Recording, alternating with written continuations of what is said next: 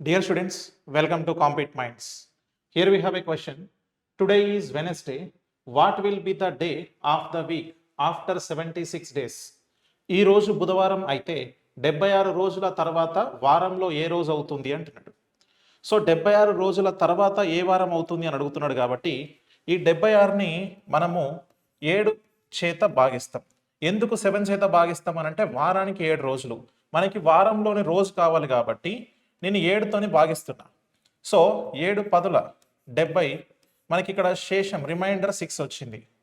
ఈ reminder 6ని 6 odd days కింద మారుస్తాం. అంటే 6ని 6 డేస్ కింద రాసుకుంటాం. 1 2 3 4 5 6 అని చెప్పి ఇట్లా రాసుకుంటాం.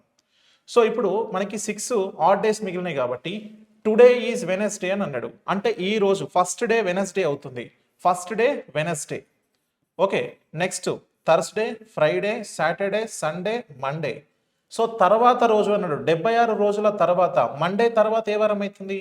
ట్యూస్డే. కాబట్టి 76 రోజుల తర్వాత ఏ వారం అవుతుంది అంటే మనకి ట్యూస్డే, మంగళవారం అవుతుంది. So option 3 is the correct answer. Thank you.